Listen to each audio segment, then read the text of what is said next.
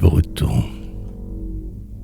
Amuses-tu que Bretagne est de bonne vieille, dont le candeur enchante et la grâce émerveille? Modeste, elle n'a pas toujours de ces grands airs, de cueilleuse de gui, de prêtresse des mers, qui font que de bien loin la foule se genouille. Parfois elle s'endort, en filant ce quenouille, devant l'âtre enfumé qu'habite le grillon. Adieu le châle vert, adieu le coton, qui la vire, naïve et souple paysanne, danser la dérobée au pardon de Sainte-Anne. Mais ses yeux n'en sont pas devenus plus dolents. La coiffe si encore ses beaux cheveux blancs. Et dès que la fleur d'or apparaît sur la londe, quand un vent de printemps souffle sur la mer grande, elle aime retrouver quelques laits d'autrefois.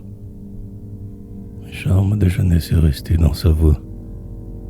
Qu'elle évoque Saint-Yves ou la Vierge Marie, qu'elle dise l'horreur de la vague en furie, ou l'amour, pur et bleu comme le firmament. On sourit à l'entendre, et rien n'est plus charmant que serait de lumière aux lèvres de l'aïeul, que réclame le soir et qui va rester seul.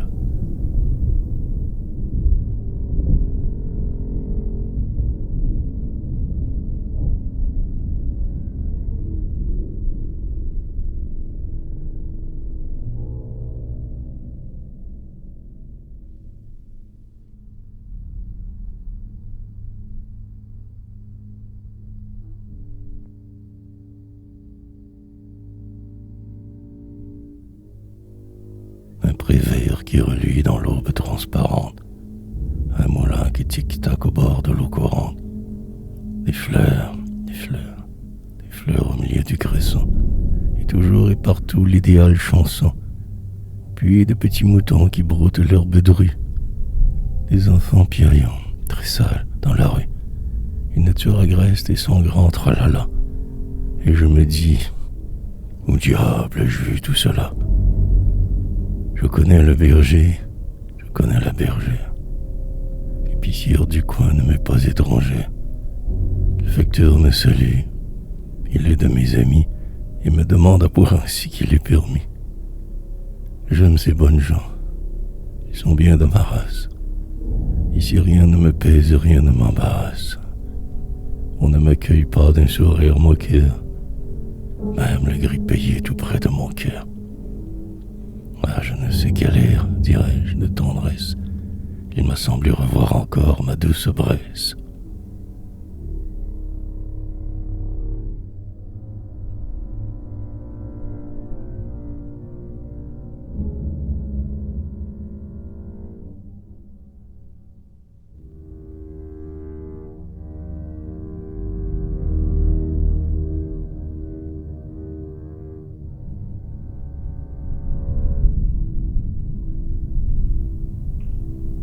La mer est bleue, le ciel bleu, rien que du bleu. C'est la délicieuse paix du Seigneur Dieu. La plage rêve, à peine on entend son haleine. La colline s'endort sans y songer. La plaine frissonne doucement au souffle du matin. Partout la bonne odeur, la fraîche odeur du thym. Bêtes et gens dans les yeux une lumière. Un grand calme s'est fait au cœur de la chaumière, et le marin va boire avec le moissonneur. C'est la divine paix, c'est presque du bonheur. Bonsoir au vent mauvais, à la vague méchante. Seul, au-dessus des genêts d'or, un oiseau chante.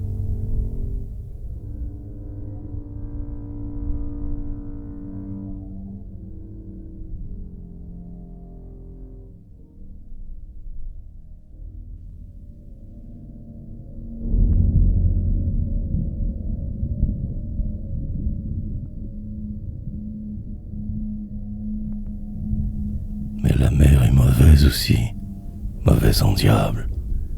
Ah, sa voix rauque au fond de la conque effroyable. C'est la folle, aux yeux convulsés, aux cris stridents. Elle écume, elle bave, elle grince des dents. Elle hurle, elle bout, elle est en mal, rage. C'est l'esprit monstrueux qui déchaîne la rage. La reine au cœur glacé du royaume des morts. Celle qui sans pitié sans haine, sans remords, pour engloutir le monde ouvre ses bras de goule. Et tout est noir, et tout chancelle, et tout s'écroule. Sur le gouffre infini passe un souffle infernal. Vite, bon sémaphore, arbore ton fanal.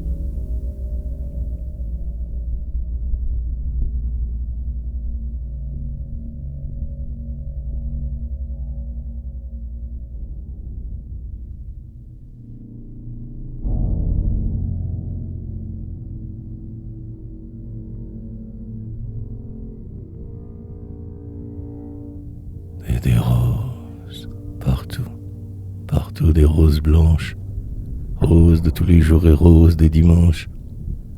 Le tranquille pays s'en embaume au lointain. Rose du soir, rose du jour et du matin, rose de l'aurore et du divin crépuscule, rose qui précédait la morne renoncule, où fleurissait la lande où je suis prisonnier. J'entends, ravi, votre langage printanier. Vous gardez un reflet du gai soleil de France, et je sais qu'après tout vous parlez d'espérance. Rose de la cellule où je suis enfermé, vous dites qu'il est toujours bon d'avoir aimé. Rose, merci. Gardez mon cœur, je vous le donne. Rose d'hier, rose d'été, rose d'automne, épanouissez-vous et faites des heureux. Ah, la Bretagne sombre avec ses chemins creux. Elle vous apparaît d'abord un peu morose, mais qu'elle est douce à voir quand elle tient la rose.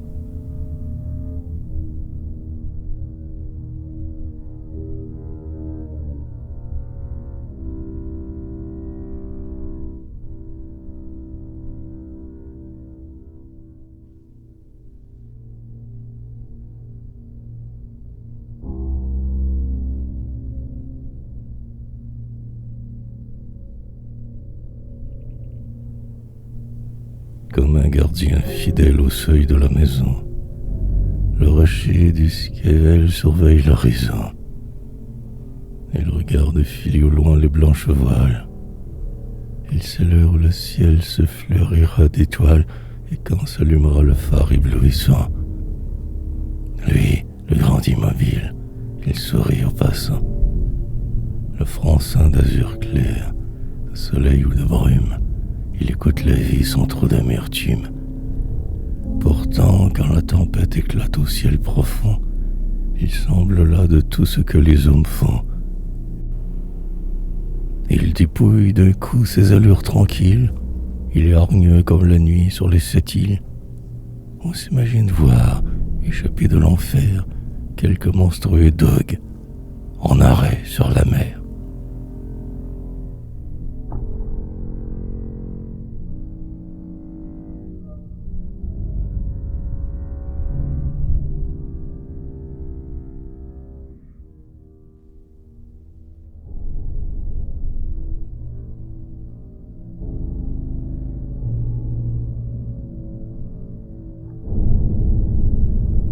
Jacoïque m'a guidé parmi les pays verts, et nous voici tous deux au bout de l'univers, en un recoin charmant de l'antique Bretagne, entre la mer fleurie au loin et la montagne. De grands arbres touffus avec un filet d'eau. Derrière, sans recteur, sicure ni bedeau, une toute mignonne et rustique chapelle, Saint-Gorgon, c'est l'étrange nom dont on l'appelle. Dieu, cette solitude et ce calme enchanté. Le saint trône au-dedans, il est représenté tenant l'épée en main comme un homme de guerre. Gorgon, dis-je à Jaco, je ne le connais guère. Quel est donc cet élu qu'on ne voit pas ailleurs? Et Jaco me répond, le roi des artilleurs.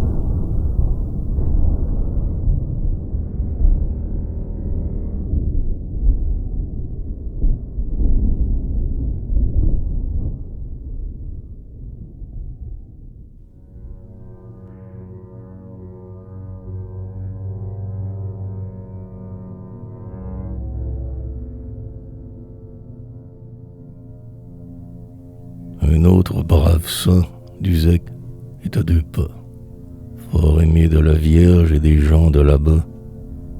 J'aurais peine, je crois, à conter son histoire, mais rien n'est plus joli que son grêle oratoire et sa source d'eau vive où s'est baigné le roi.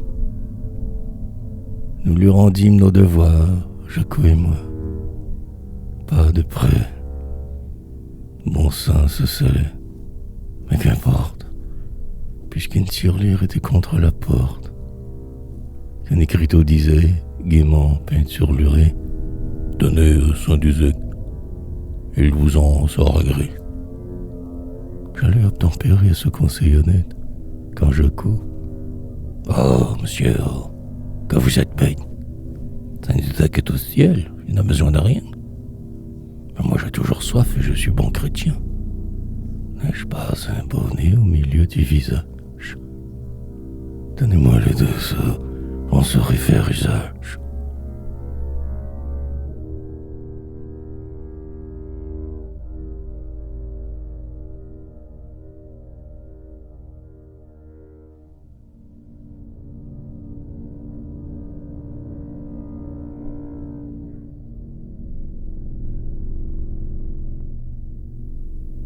Que je plante Saint-Guirec, il ne sait que sourire, mais comment sans pitié dire son long martyre? Il reste crânement campé sur son rocher. Oui, mais la mer est basse, on pourra l'approcher. Et les 1000 fleurs d'or et les 1000 amoureuses, les belles sans amis, dames, elles sont nombreuses, lui piquent une épingle au beau milieu du nez.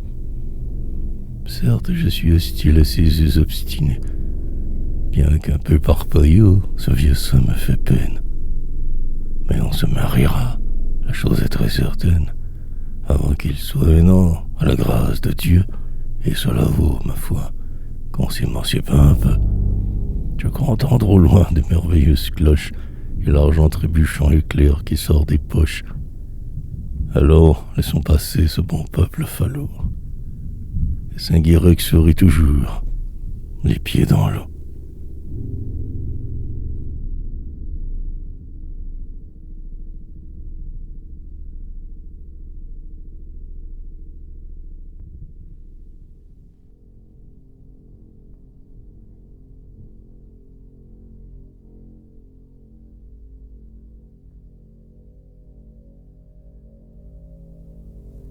Au cabaret du coin, nous sommes attablés.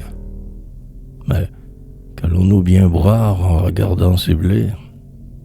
Le cidre, que c'est fade. On en a guère envie. Parlez-moi, s'il vous plaît, de la bonne eau de vie qui grince et vous écorche en passant le palais. Voilà qui vous met au cœur des oiselets. Voilà qui vous fera raisonner comme un livre. Voilà, fichiez-vous mort, qui vous enseigne à vivre. Vraiment, par Saint-Guirec, monsieur, je vous le dis, c'est la benoîte vierge au seuil du paradis. Soit commandé, mon brave, et tant pis pour ma tête. Le Gouinardant coule à plein bord, c'est la grande fête. Un merveilleux soleil s'allume à l'Orient, et Notre-Dame nous regarde en souriant. Comment faire, nous deux, pour retrouver la porte? Bah, si nous titubons et tant soit peu, qu'importe. Il faut bien, si l'on veut n'être de mauvais ton, se griser quand on a l'honneur d'être breton.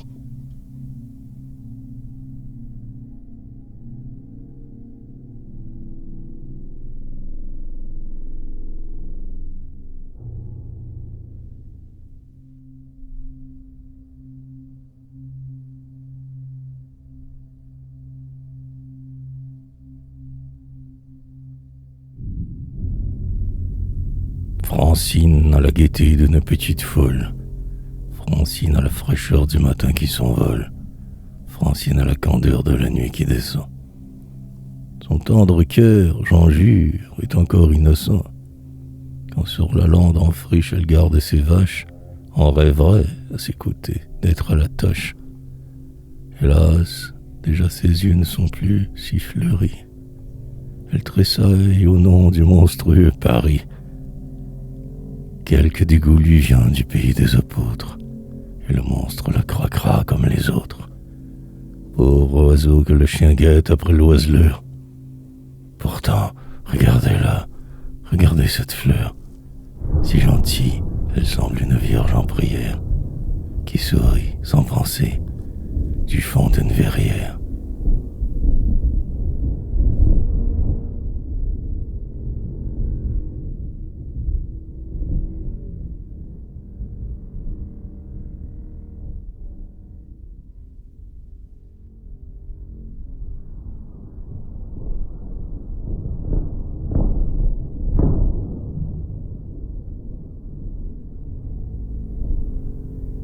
Dans l'idéal azur, un matin qui s'éveille, un léger son de cloche arrive à mon oreille. Est-ce baptême, noce ou bien enterrement? Je ne sais. À coup sûr si doux infiniment. On dirait un rayon de soleil dans la brume, un peu de joie avec un relent d'amertume. Ici la mort est bonne et ne fait pas grand-peur. Et l'amour, oui, l'amour, n'est pas le gai trompeur, l'enfant malicieux à qui rien ne résiste. Il garde au fond du cœur quelque chose de triste. Et si la cloche passe en murmurant sur le monde d'en bas qui lui paraît si grand, elle dit: pauvres gens, sortez de l'ombre infâme, songez au paradis qui réclame votre âme. Et soudain disparaît tout ce qu'on a d'amer. Oh, les limpides voix des cloches sur la mer.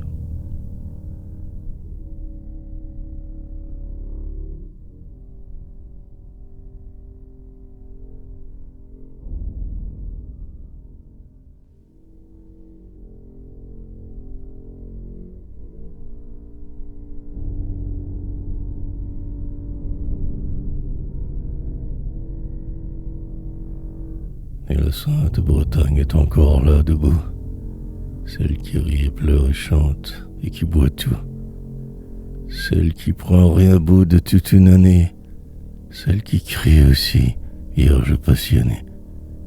Elle n'est pas tranquille et simple autant qu'on croit.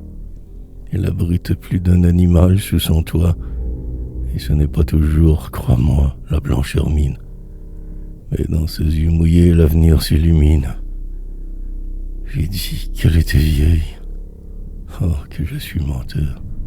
C'est la jeunesse même et l'oiselle et la fleur. Elle n'est pas toujours en proie au divin rêve. Elle regarde aussi le soleil qui se lève